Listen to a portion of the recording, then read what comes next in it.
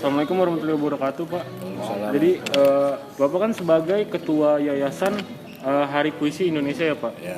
Jadi sejauh ini gimana sih, Pak, progres penyelenggaraan perayaan Hari Puisi Indonesia 2021 sejauh ini, Pak? Ya, baik. Terima kasih. Penyelenggaraan perayaan Hari Puisi itu bermula dari tahun 2013. Nah, itu merayakan Hari Puisi yang dideklarasikan di Pekanbaru tentang Hari Puisi yang jatuh pada 26 Juli. 26 Juli itu hari kelahiran Chairil Anwar. Kenapa kita mengambil hari kelahiran Chairil Anwar sebagai Hari Puisi Indonesia dan bukan hari kematian?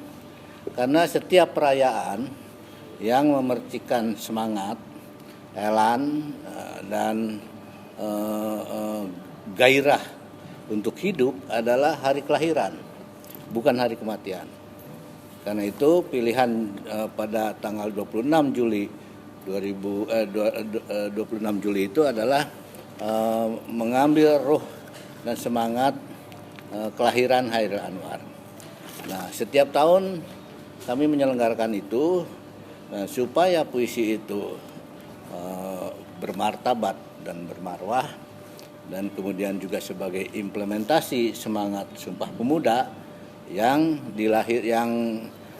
lahir dari sebuah puisi. Jadi Sumpah Pemuda itu sebetulnya juga puisi, dan itu disebut sebagai puisi besar Sumpah Pemuda.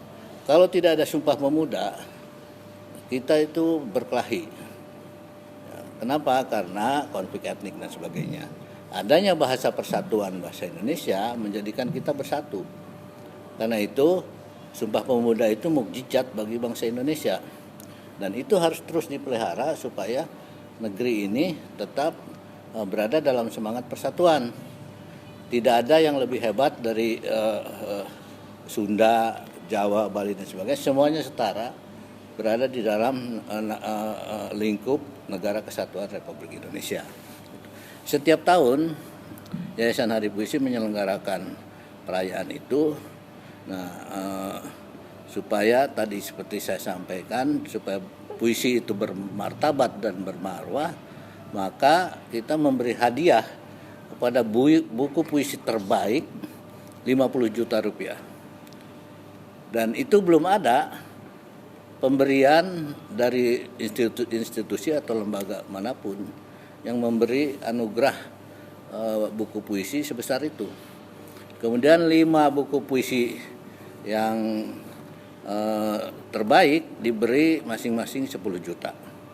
Jadi paling tidak Yayasan Hari Puisi harus menyiapkan minimal 100 juta untuk penyelenggaraan hadiah buku terbaik Hari Puisi Indonesia. Nah, dan alhamdulillah setiap tahun banyak sekali para peserta yang mengirimkan buku-bukunya. Maka kalau dihitung ya sejak mulainya sayembara itu sampai sekarang sudah lebih dari 1.000 buku puisi. Nah, ini satu prestasi karena tidak ada negara lain yang begitu kaya dan berlimpahnya kekayaan puisi. Nah, tambahan lagi bahwa kita punya kultur etnik yang juga kaya dengan puisi, seperti peribahasa, mantra, jampe-jampe, itu sebetulnya juga puisi. Doa itu puisi.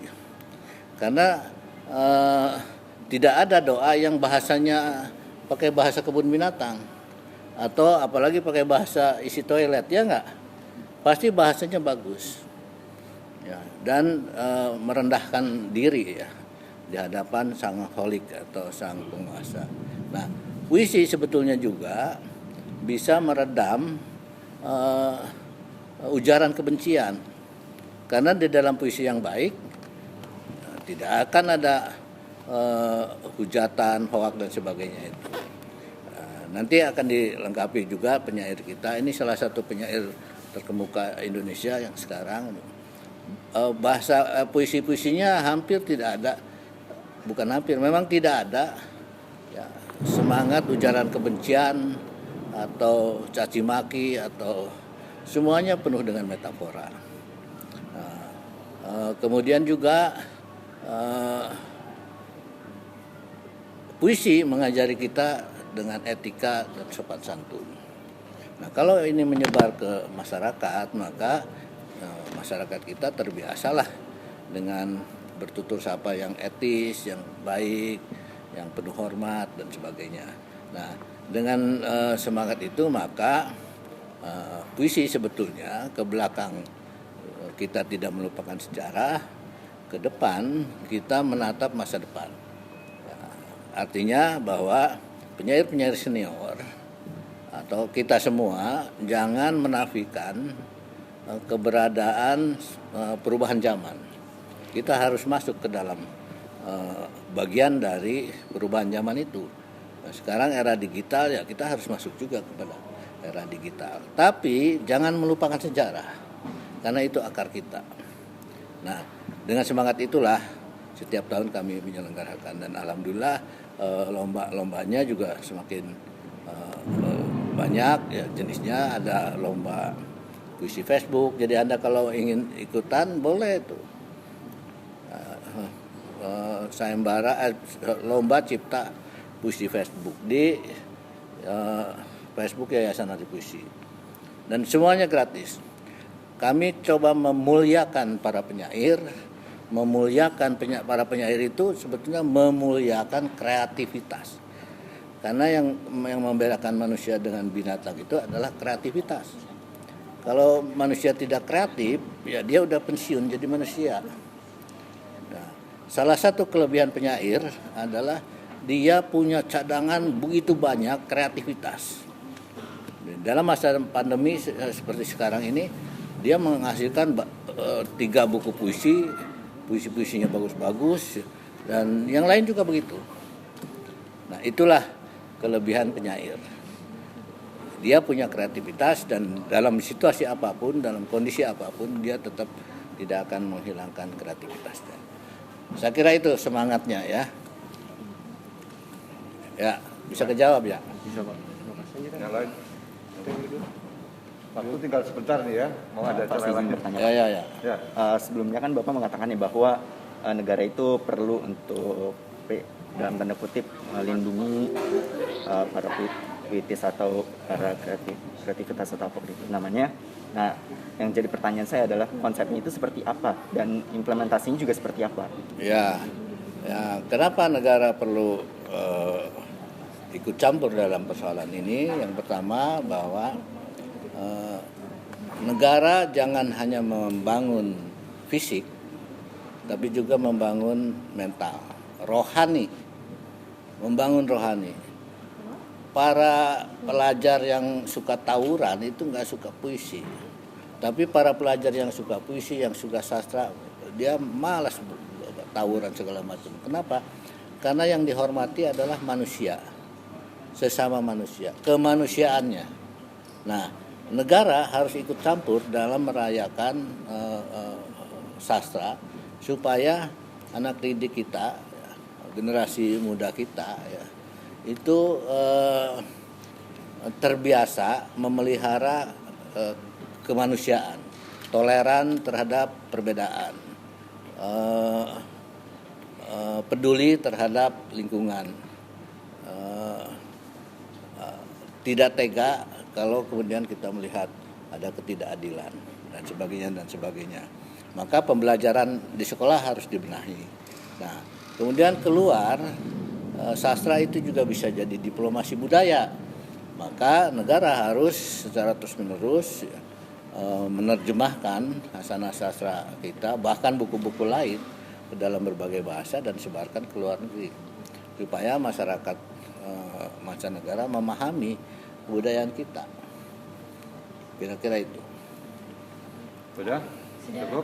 Karena kayaknya Ini barangkali komentar mau acara. oh ya ada acara, tinggal ditutup dengan foto ada yang bareng sama Pak Maman ya. Terus kemudian ucapkan terima kasih semuanya telah diberi. Terima kasih banyak kepada Pak Maman. Doakan acara ini semakin ya. Amin. Baik. Yuk. Ini dong. Foto dulu. Nih di sini. Ya. Sudah. Terus nanti. HP Nadia. Mau duduk juga. Boleh. Ya, duduk sini nih. Saya sekali-kali duduk sama Pak Maman di sini. Kamu di belakang. Ada yang di belakang di belakang ya. Coba yang di depan enggak apa-apa. Saya dekat sini ya. Siapa ini? Karena penontonnya udah mau acara lain. Demi apa? Yang ambil gambar, ayo. Gantian nanti.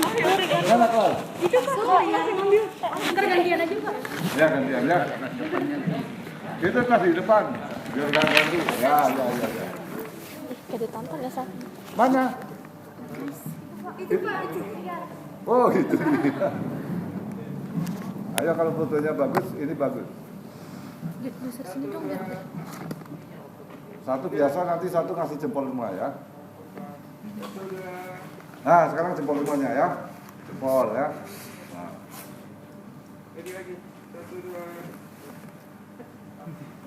Satu terus gaya bebas. Ya, gitu. Satu, dua, tiga. Ya, gitu kan. Oke. Terima kasih.